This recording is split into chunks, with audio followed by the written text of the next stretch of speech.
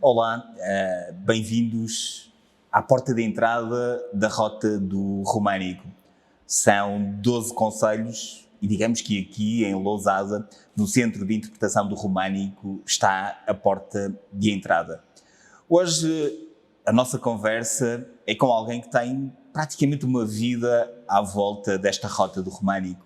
Se calhar a Rota do Românico e as iniciativas confundem-se com a doutora Rosário Machado.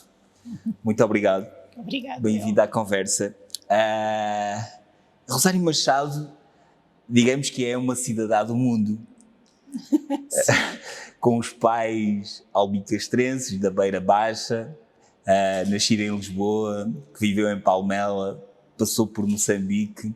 Como é que foram esses primeiros anos de vida e em que medida essas experiências de conhecimento de lugares diferentes, de culturas diferentes, a moldou para aquilo que é hoje? Bom, eu acho que sou o resultado de tudo isso. É engraçado quando me perguntam de onde é que eu sou, começa logo a minha dificuldade. Porque quando me perguntam de onde é que eu sou, eu, apesar de ter nascido em Lisboa, de ter vivido em Lisboa há algum tempo, fui aos 9 anos para Palmela, cresci em Palmela, fiz todo o meu percurso de jovem em Palmela, num território extraordinário, em plena Serra da Arrábida, que ainda hoje é a minha alma-mãe. E depois fui estudar para Coimbra, tive 5 anos em Coimbra e depois desse percurso académico intenso, como é qualquer estudante que vai para Coimbra, surge um desafio de voltar a estudar em Lisboa e depois de ir para Moçambique, que também foi assim uma paixão muito grande, apesar de não ter estado muito tempo, mas que me permitiu ver o mundo numa idade em que nós vemos o mundo com os olhos todos abertos, com o coração nos olhos, com tudo o que é aquela loucura de querermos mudar o mundo. Eu cheguei a Moçambique numa altura em que Moçambique estava a iniciar um processo de paz. Tive a oportunidade de trabalhar num projeto de desenvolvimento na cidade de Maputo, que aprendi muito, acima de tudo. Aprendi que ainda era muito nova e que nós, quando somos muito novos, a utopia, a loucura, ainda não nos dá a maturidade para tomarmos algumas decisões, nomeadamente no impacto daqueles. Mas aprendi, acima de tudo, a ver o ser humano e a humanidade de maneira diferente. Eu acho que isso me marcou profundamente. Tudo o que é os nossos preconceitos, tudo aquilo que nós achamos que defendemos, quando somos confrontados com algumas realidades, as coisas às vezes caem-nos aos pés e obrigamos a ter a percepção do ser humano de outra maneira. E eu acho que isso marcou profundamente aquilo que que eu achava que devia de ser a humanidade, quando sou confrontada com uma realidade muito dura, e quando aprendo a ver realidades duras, acho que me marcou profundamente. E depois surge a oportunidade de vir para o norte, assim, um desafio. Eu não conhecia muito bem esta região, para não dizer que não a conhecia quase nada. Viveu sempre voltada para o mar. Vivi sempre voltada para o mar. para o mar. Concentrada numa região voltada para o interior. É verdade que para ver o mar é preciso subir à Serra do Pilar, ali em Passos de Ferreira, para nos dias de bom sol vermos o mar. Obviamente que o Porto é aqui perto, então vou e de vez em quando ainda tenho necessidade de cheirar a maresia e vou até lá. Mas isto para dizer que quando me perguntam de onde eu sou, todas as minhas raízes são de Castelo Branco, de uma aldeia que se chama Fratel, toda a minha família. Tem alma beirã? Tenho alma beirã, eu sou profundamente beirã, mas não seja porque o meu pai e a minha mãe são profundamente beirões e acho que nos incutiram isso de uma forma muito marcante. Por isso, quando me perguntam de onde é que eu digo que sou de Portugal, porque não consigo muito bem escolher de onde é que eu sou. Hoje em dia, grande parte da minha vida já foi no norte, mas quando eu me pergunto a mim própria se já sou inteiramente do norte, fica sempre aquela coisa de não, eu sou do sul, sou da beira, acho eu que espero ser esta alma aberta que é acima de tudo portuguesa. Mas neste espaço acaba por ter influências múltiplas dentro do país, que apesar de ser um país pequeno tem múltiplas Sim. culturalidades nas diferentes regiões, e passou também pelo mundo lusófono, para um país que nos diz tanto como Moçambique. Mas no tempo, e eu não vou perguntar a idade, porque a doutora Rosário já a revelou em várias entrevistas, até pela curiosidade de ter dito que nasceu a 19 de julho de 1969, Exatamente. no mítico verão de 69, e no dia e hora, com este pormenor do dia e hora, em que o foguetão subiu para alcançar a Lua. É verdade. E esse tempo também a marcou. Sim, esse tempo também me marcou. E marcou-me um pouco nesta utopia da ideologia, de achar que era uma privilegiada por ter nascido num mítico verão de 69, naquela altura, que depois também foi com a idade e foi naquela idade revolucionária da juventude que me fui agarrando também a esses marcos. Não sabia que um dia mais tarde deveria trabalhar tanto e iria dar tanta importância àquilo que são os marcos da história. Do tempo. E que assumiu uma importância e que eu defendo com unhas e dentes, que de facto nós somos o que esses marcos representam e o que essa história contínua, esta nossa alma de nação, sem aqui nenhuma ideologia por trás, ou sem tradicionalismos, ou sem outras ideias, mas eu tenho a convicção clara de que cada um de nós, é resultado de uma humanidade cronológica muito longa. E se houve território e houve experiência que me ensinou isso, no melhor sentido, no maior valor daquilo que é a importância da nossa carga histórica e que me aprendeu a amar esta gente e este território, foi esta noção que eu fui ganhando ao longo deste tempo, até por questões profissionais e por paixão, da importância que este território tem ao nível da cronologia da humanidade. E nesse aspecto sociológico, no aspecto da humanidade, da atenção às pessoas, a doutora Rosário optou pelo curso de Sociologia, já o disse, em Coimbra. Foi uma primeira opção esta entrada por esta via vocacional da Sociologia, ou foi o tempo também que a marcou? Eu acho que foi o tempo, sendo que eu nunca tive ideias muito claras do que é que queria ser. Há pessoas que querem ser engenheiros civis e nascem e lutam por isso. É engraçado que nunca tive muito clara. Havia uma área que eu gostava, que achava que tinha jeito, e aqui o jeito entre aspas, que era a área das artes. Eu sempre gostei muito que agora no fundo resumo como a área cultural, mas sempre tive e gostei muito de tudo o que era arqueologia, arquitetura, tudo o que era escultura. A área das belas artes para mim fascinava-me bastante, sendo que eu sou de um tempo em que as ciências sociais estão no seu fulgor, estão a emergir com muita força. Eu lembro-me que ainda hoje é dos livros que me marcaram mais, se calhar não tinha a maturidade na altura para o ter lido, depois li-o mais tarde com outro olhar, até pela condição que foi a mãe do Gorky, que foi os livros do Marx, aquela descoberta, ou outros filósofos ou sociólogos que estavam a nascer. Não tinha a noção clara que aquilo me estava a marcar, que a minha primeira experiência na área das artes, eu comecei uma primeira formação na área das artes plásticas, na área da escultura e nessa área, mas depois percebi que não era por aí, que não me realizava, e a questão das ciências sociais e políticas estavam cá dentro, era um bichinho.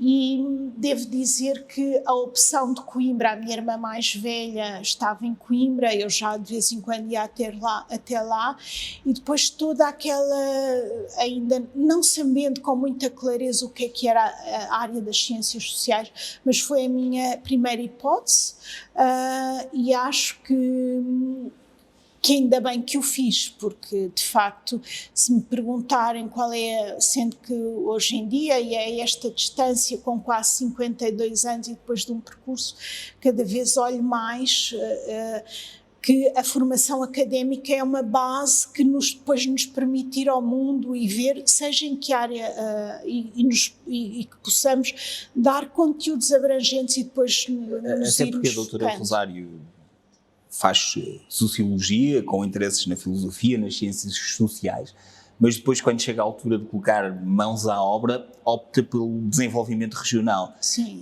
Como é que, e agora até para nos começarmos a aproximar da rota do Românico, como é que surge esse interesse pelo desenvolvimento regional? Porque por questões profissionais vim para o Val de Sousa, vim trabalhar nessa área.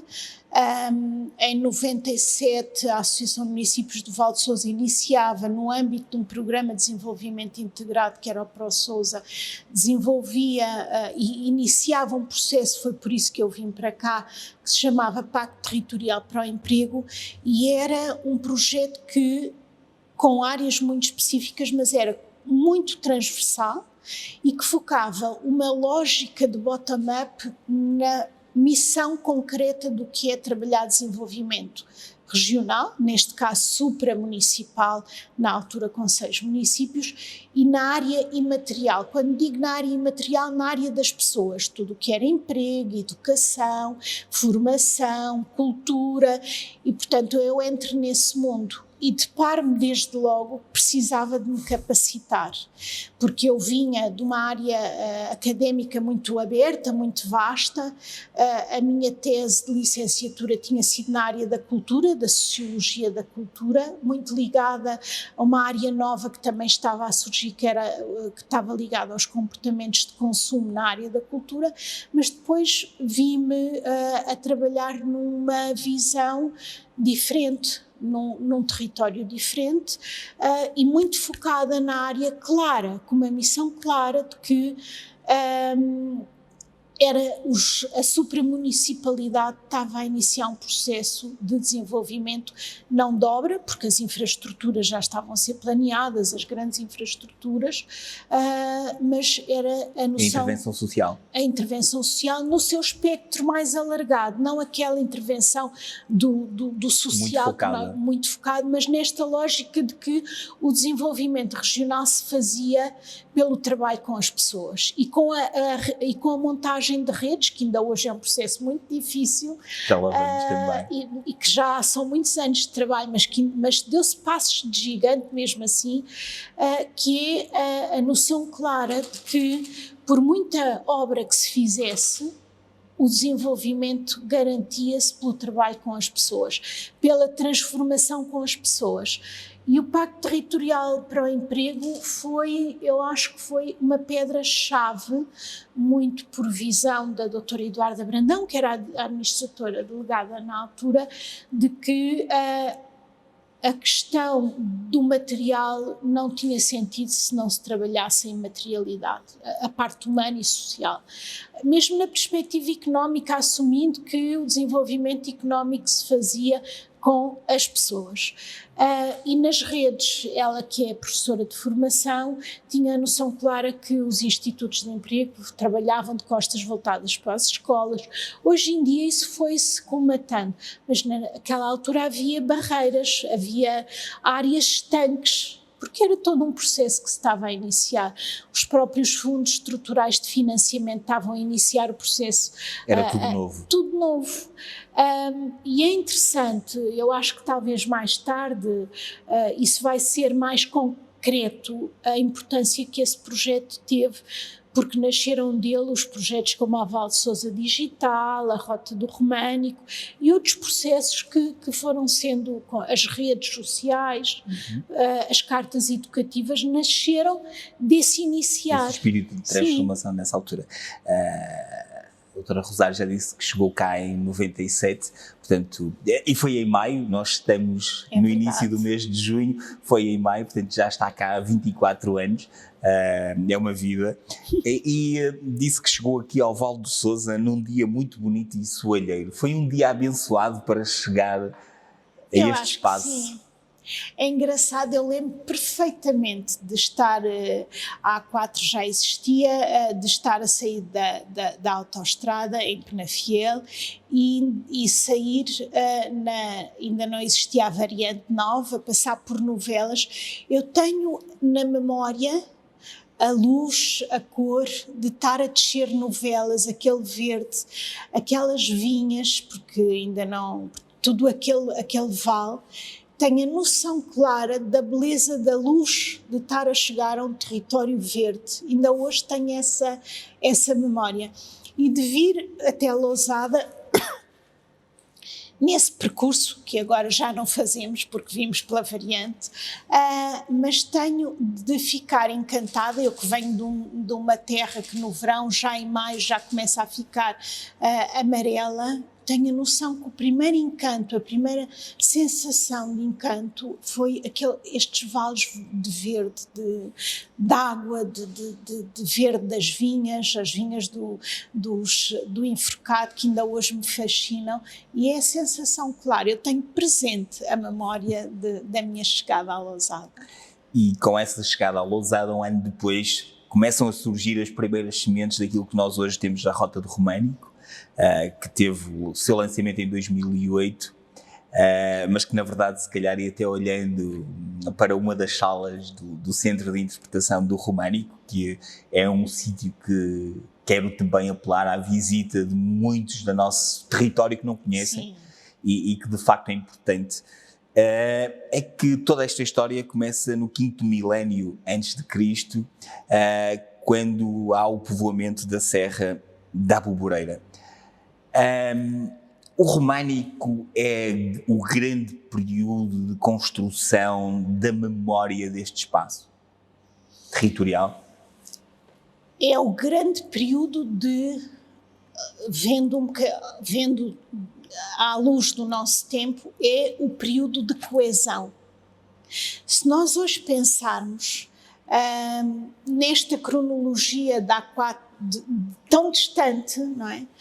O românico é sem dúvida o marco, e isso é não só neste quadro mental, mas é o fisicamente. É o grande momento de formação, de coesão deste território, daquilo que é o território do Entre Douro e Minho, que por muitas alterações administrativas até aos dias de hoje, nós somos marcados por esse tempo de coesão. Se a construção deste território é claramente marcada nessa altura como elemento, como território de coesão. Se nós recuarmos, e como disse muito bem, desde que os povos sedentarizaram, não é?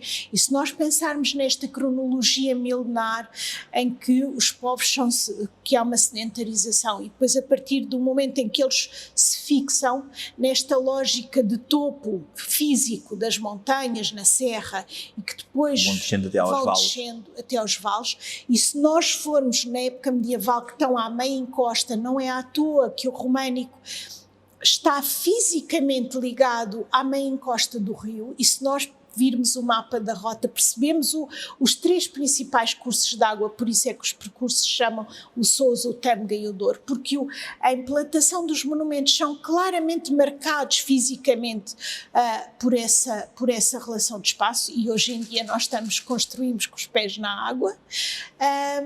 Se nós pensarmos que a Serra da Aboboreira, não só, mas outros castros que estão disseminados, se os lermos nesta relação espacial, não percebemos que havia uma ligação de território maior.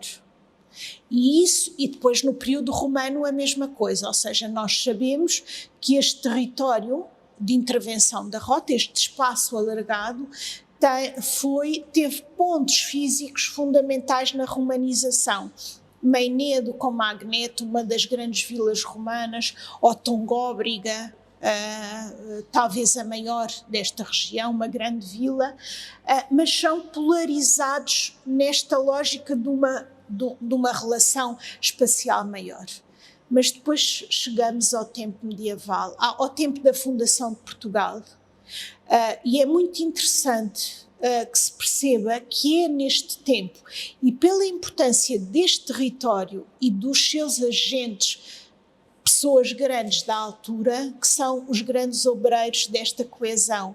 Portanto, este território alargado começa a ser fundado como elemento agregado nessa altura.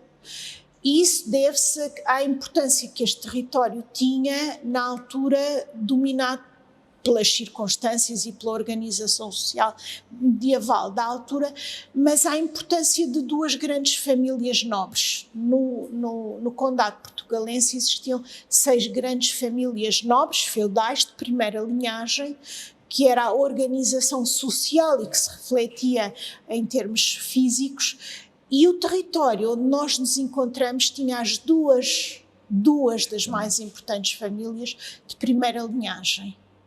Os Ribadouro, os senhores de Ribadouro, que têm uma extensão muito grande, e os Sousas ou Sousões, e que mais na região na outra área. E, portanto, são estas duas grandes famílias nobres que, até pela ligação que tinham e que são responsáveis pela fundação de Portugal, pela formação de Dom Afonso Henriques, pela sua ligação à Dona Teresa e ao Conde Dom Henrique, são estas duas grandes famílias que vão fazer com que tudo aconteça. E tudo aquilo que se implementa, as igrejas, sim, os mosteiros, as pontes. Qual é também a importância, e até para falarmos dessa coesão e dessas redes, também de termos os caminhos de Santiago a atravessarem este espaço? Os caminhos de Santiago são uma consequência da época que tínhamos na altura e que hoje são processos dinâmicos. Se nós pensarmos na época medieval, na estrutura e naquilo que é o domínio já claro da cristandade, porque nós não nos podemos desligar deste quadro mental, o culto das relíquias são no fundo, a grande fonte de receita e de importância dos espaços de culto. E nós não nos podemos esquecer que nós estamos numa época em que o cristianismo, a Igreja, tem um papel preponderante. Na sociedade, sim, dominante. Dominante. E se pensarmos que dos 3 pilares sociais, a nobreza, o clero e o povo, se pensarmos bem, a Igreja tem um papel dominante nos outros 2. Para já, porque grande parte do clero é alimentada pela nobreza, pelos segundos filhos da nobreza. Portanto, há uma relação quase que não dá para separar uma e outra. E depois a relação com o povo, porque é a Igreja que tem a função de cuidar, educar e de povoar. E, portanto, há aqui uma relação extremamente importante da Igreja.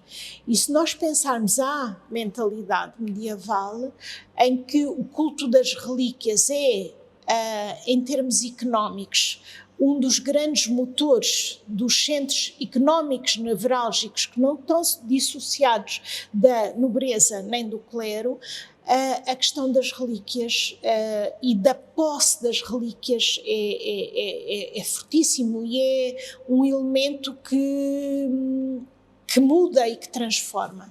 Os caminhos de Santiago e Santiago de Compostela dá pano para mangas. Entre a lenda e a realidade, eu gostava só que... Por acaso até falamos disso na conversa com o Alberto Santos a propósito do seu livro O Segredo de Compostela. Portanto, se nós pensarmos que Santiago Maior, o apóstolo, chegou à Galiza numa barca de pedra, faz-nos pensar o que é a lenda e a realidade. Se pensarmos, e eu deixo só aqui como partilha para a reflexão, se pensarmos que até essa altura Braga era a capital da grande província da Galiza e que se calhar os senhores nobres e o clero da Galiza queria transferir o poder para, percebemos como é que isto acontece. O que é um facto é que Santiago assume uma preponderância crucial e assume-o na lógica da peregrinação. E, portanto, se nós recuarmos nestes 1000 anos atrás, a mobilidade e a ligação que se fazia era, no fundo, pelos grandes caminhos, por aquilo que eram os traçados que já existiam, muitos deles que vêm do Império Romano, não é? As grandes vias. E, portanto, os caminhos de peregrinação, não tanto só a Santiago, que as grandes peregrinações eram sem dúvida os grandes lugares sagrados naquela altura, a Jerusalém, a Roma e a Santiago de Compostela, mas todos os outros locais de culto que tinham relíquias. No território, à época, as pessoas peregrinavam para lugares de culto de proximidade.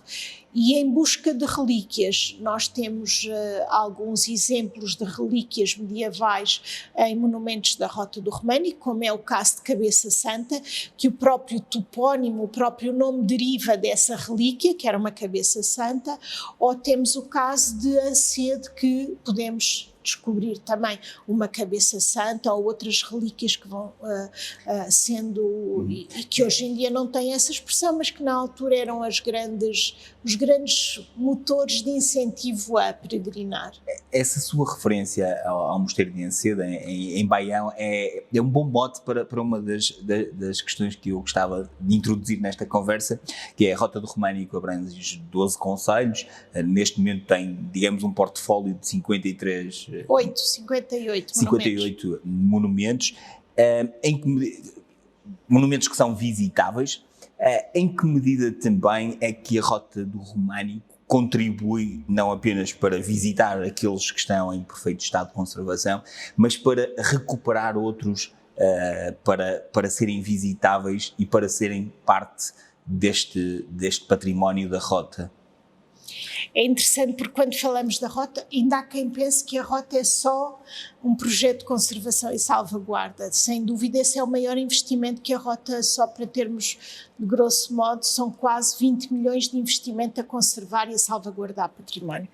Quando a Rota começa, em 98, com o inventário é feito, começa logo na noção clara de que se pretende um projeto com base no património, ele tem que ser conservado, ele tem que ser, se nós queremos montar algo maior, temos que dar a dignidade que algo maior, ou seja, temos que cuidar da alma mater. Se os monumentos que são o maior testemunho, só para pensarmos, os monumentos românicos são aqueles, os elementos patrimoniais mais antigos que ainda estão de pé, e tem uma razão muito simples, porque ainda são utilizados pela comunidade, é as suas comunidades que o cuidam. São as comunidades que o mantiveram vivos.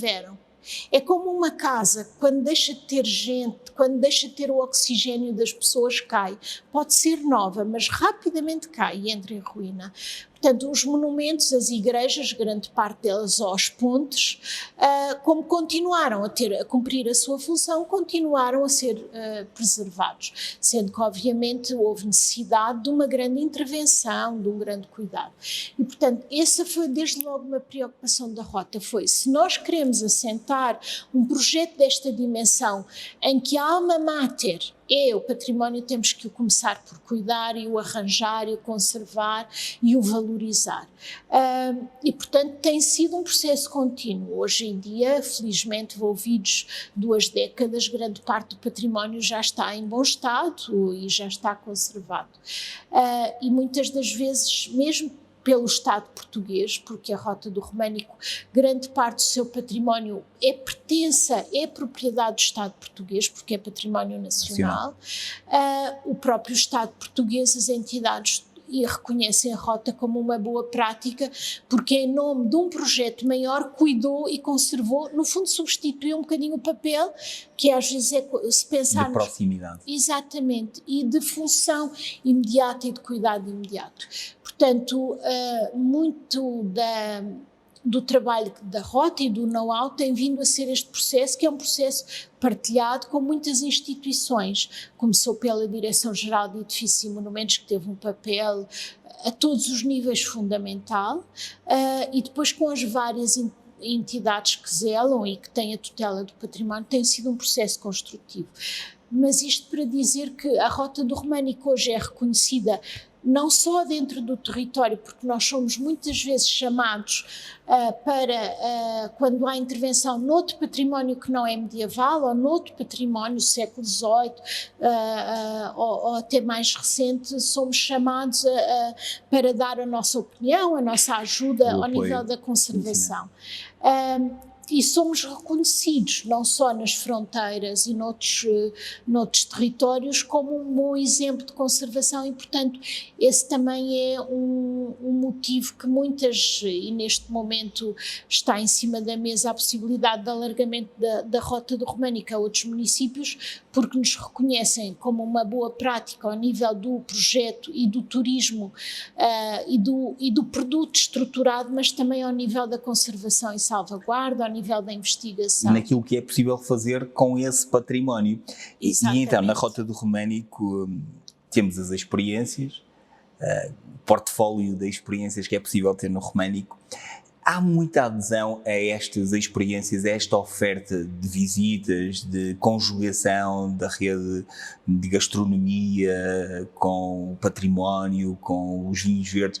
Esta dinâmica atrai muita gente à Rota do Românico, ou é ainda um trabalho de divulgação que tem necessariamente que ser feito? Esse é um trabalho que não pode parar nunca. Até porque a Rota do Românico é um produto estruturado, e quando nós falamos num produto turístico estruturado, na dimensão do turismo cultural, as pessoas não vêm cá só para ver elementos românicos. Se qualquer um de vocês vir um pacote ou um programa da Rota do Românico, vê património românico, porque esse é o elemento agregador, mas vê património castrejo, vê património moderno, vê património contemporâneo, como é, por exemplo, a visita à Igreja de Santa Maria, no Mar Canaveses, do arquiteto Cisa, vê sempre esta linha daquilo que a humanidade foi deixando como vestígio e ainda hoje deixa. Este monumento, este edifício... Contemporâneo, mas ligado ao passado. E assumido. É exemplo disso. E depois, cada vez mais, e se nós pensarmos, nós somos sensoriais. E quando falamos em turismo, é interessante porque quando a Rota do Românico começou a partilhar convosco, em 2004, quando é feito o primeiro plano de ação da Rota do Românico, o turismo cultural representava, à escala mundial, pela Organização Mundial de Turismo, 2,3 de procura, ou seja, era o motivo de visita à escala mundial. Hoje, se pensarmos, tirou-se a vírgula e representa 23% do motivo de viagem de turismo. E tem uma tendência, é o único segmento de turismo que tem uma tendência exponencial de crescimento. E porquê? Porque as pessoas, e aquilo que nós procuramos é, para já, apreender aquilo que é o sentimento da comunidade onde nós vamos. Ir a Paris ver a Torre Eiffel e não sentir e não comer uma baguete ou um croissant ou não sentir o que é Paris, deixou de ter sentido, não é? A imersão na cultura. Exatamente. Até o turismo em massa já está a dar a volta para as experiências. E nós fomos aprendendo, até porque fomos testando, que esta relação sensorial é o que fica no turismo, que se calhar demora um bocadinho mais, dá mais trabalho a estruturar, e a Rota do Românico é um processo, é estruturante e é estruturada, em que nós, quando chamamos o visitante, chamamos para vir descobrir aquilo que é um legado e uma experiência, o nosso próprio nome diz, uma experiência fundada na história. E, portanto, esta imersão naquilo que é a gastronomia, os vinhos, o património imaterial, quem vem a uma festa como as Sebastianas ou como uma outra festa aqui, é uma experiência única.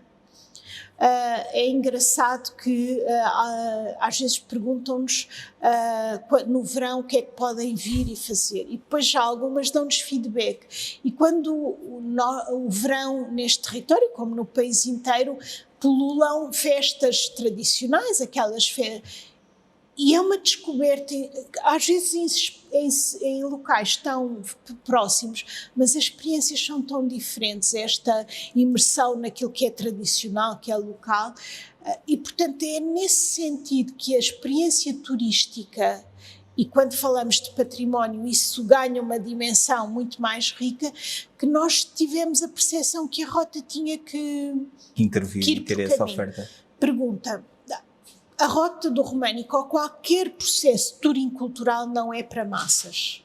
Eu costumo dar um exemplo muito concreto. Um autocarro de 72 pessoas não cabe na igreja de Boelho, não o autocarro, as pessoas, entenda-se. Para sentir o que é a igreja de Boelho, que é uma igreja pequenininha, que tem imensas siglas, que é de uma riqueza escultórica, no limite 10 pessoas. Portanto, não é turismo de massas, nunca... Esta experiência não pode ser feita como turismo de massas. O que nós sentimos é que a Rota do Românico tem vindo num crescente procura. E isto para além do investimento na promoção e da dinamização, que é fundamental, e é fundamental que não pare, porque este é um processo que não pode parar. Quem trabalha na área da cultura, como naquilo que é as áreas que liga com as pessoas, é preciso pelo menos 2 décadas para dar frutos. É semear, é como uma árvore lindíssima, como qualquer árvore que nós precisamos que ela dê fruto rapidamente. Tempo para ela crescer. O melhor é plantar um eucalipto que demora 7 anos e que faz o que faz, mas se nós colocarmos uma magnólia no nosso jardim, demora muitos anos a ser frondosa e a ser bela. Portanto, sendo que isto é quase uma dicotomia nos dias de hoje, porque nós vivemos numa sociedade do imediato, consumo imediato. E quando falamos que a cultura precisa pelo menos de 1 década para dar frutos sustentáveis, aquilo que nós dizemos, esprememos e dá sumo, às vezes parece quase, é mesmo dicotómico, mas sem dúvida a Rota do Românico tem vindo a fazer esse processo. E começa agora a dar os seus frutos. Sim, já há algum tempo. Há pouco dizia que a Rota do Românico foi apresentada em 2008. Para termos a percepção, e alguns de vocês que acompanham e que fazem também parte deste processo, porque a Rota do Românico é um processo partilhado, sabe que a Rota do Românico demorou quase 10 anos a ser montada. E 10 anos naquilo que é gestão pública significa 2 mandatos e meio. E isso foi o ponto crítico de sucesso para que a Rota, em 2008, quando abriu portas e disse temos um produto estruturado, ainda a iniciar, mas levou 10 anos a montar tudo o que era conteúdos de investigação, tudo o que é estudos de sistemas de sinalização, todo este processo de articulação de vontades. Não é? Demorou muito tempo. na altura também nós fomos à frente, portanto tivemos que aprender a avançar, recuar. Hoje em dia é muito mais fácil. Por isso também sentimos a responsabilidade, e como entidade pública, de partilharmos muito da minha função e do nosso trabalho, é partilhar esta boa prática, as dificuldades e os sucessos, para que outros processos possam surgir mais rapidamente, porque a Rota do Românico teve que abrir caminho. E nisso, honra seja feita a estas gentes, aos executivos, às instituições, a todos, até à própria comunicação social, que foi sempre um parceiro de primeira linha da Rota do Românico. Foi preciso este tempo. E esta dinâmica para chegar aqui. E é um processo que é irreversível, dificilmente volta para trás, também por estes alicerces. Por essa estrutura que foi lançada e tudo aquilo que existe. E pelo envolvimento de comunidade. A Rota dá uma importância fundamental, é quase como o coração que bate, é o trabalho de comunidade que faz, o envolvimento de comunidade. Estamos quase no final. Doutora Rosário, agora que está prestes a abraçar um novo projeto, quais são as sensações, os sentimentos que tem neste momento, depois de um trabalho tão apurado, de 24 anos nesta terra, desde 1998 a trabalhar neste projeto? Quais são as principais sensações que sente? Certamente dever cumprido, obviamente, mas um projeto de vida, quais são as suas sensações e sentimentos neste momento? Para já é estranho, mas é de uma tranquilidade. Foi uma decisão muito difícil. A minha antiga chefe, que eu já referi, dizia-me que eu trabalhava como se criasse filhos e que às vezes tinha a dificuldade de os deixar ir. Eu partilho convosco, é uma questão pessoal, mas partilho convosco que eu sou mãe de 3 filhos e todos eles são mais novos do que a Rota do Românico. Eu, quando vou ao álbum de fotografias deles, eles andaram comigo nas obras, iam comigo aos ensaios de luz, porque era à noite e eu levava-os, e portanto os meus filhos os 3 são depois da Rota, e a sensação que eu tive foi uma decisão muito difícil, mas foi muito ponderada. É que eu não parto da Rota do Românico, e isto partilho convosco, obviamente tenho que fazer, mas é como alguém que tem que deixar o filho crescer. Eu comecei, e tem sido um processo, para além de muitos outros fatores que nos levam a tomar esta decisão e a aceitar um convite que nos é lançado, há uma noção clara de que o maior valor da Rota do Românico é uma equipa extraordinária. Eu sou o rosto, ou fui o rosto até aqui, mas a equipa da Rota do Românico tem uma equipa extraordinária, de gente que, como eu, acredita, continua, eu em nada belisco isso, continua a acreditar piamente naquilo que são os valores da Rota do Românico, e a equipa técnica da Rota é extraordinária e acredita muito nisso. É uma equipa constituída, é uma equipa multidisciplinar, de técnicos que sempre vibraram, tal como eu, aquilo que é a nossa missão pública. Somos funcionários públicos, mas que acreditamos que temos claramente uma missão pública. E, portanto, isso a mim deixa-me uma serenidade, uma tranquilidade enorme. E a deixar o filho... Sim, a seguir caminho. Espero e acredito que vão dar e vão continuar os decisores políticos, porque a Rota é de 12 municípios, a ter essa consciência e futuramente a ter essa consciência. Mas se calhar o melhor sentimento é esse de tranquilidade e de gratidão. Eu tenho uma imensa gratidão. O Dr. Alberto Santos dizia muitas vezes que eu sou moura, porque nasci abaixo da linha do Mondego, do Douro, mas que também já tinha a alma de galega, que são os que são acima do Douro. E no fundo, este sentimento de que vou continuar sempre ligada, eu vou para um desafio que também está ligado à Rota do Românico, porque é na área de intervenção, são outras funções, é um desafio muito grande. Também está ligado ao património e espero ter a capacidade de fazer também um grande projeto e de, no fundo, dar resposta àquilo que pretendem de mim, mas no fundo esta ligação, e se calhar também me fez ponderar, aceitar este desafio, porque vou continuar no território e No vou património. continuar ligada ao património e vou poder continuar a estar ligada à Rota do Românico, porque Amarante faz parte da Rota do Românico, com outras funções, claramente, mas é um sentimento de uma gratidão enorme, de uma tranquilidade pelos meus colegas e de estar sempre aqui ao lado. Eu tenho muito esta figura de mãe, um bocadinho como a nossa grande poetisa, que nós não devíamos chamar pátria, mas mátria, mas eu acho que nunca me vou separar, até porque vou continuar a estar ligada à entidade onde estou, porque faço parte do quadro, mas ainda vai demorar alguns dias, mas é uma sensação tranquila e de que fizemos todos um grande projeto e que eu espero poder dar os meus contributos daquilo que é o meu know-how e a minha pessoa.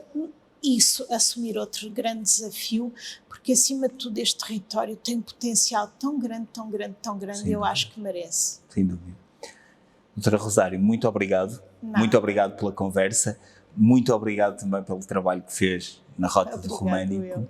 E eu deixo no final desta conversa, no Centro de Interpretação do Românico, eu deixo o convite para virem cá.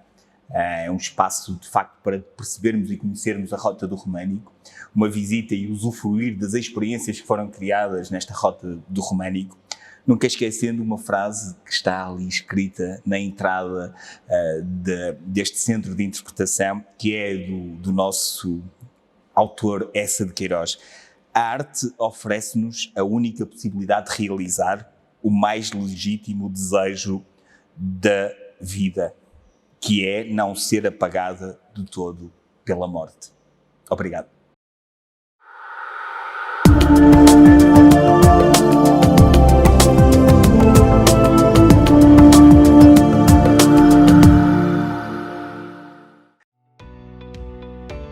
Novum Canal. Sempre Novum, sempre seu.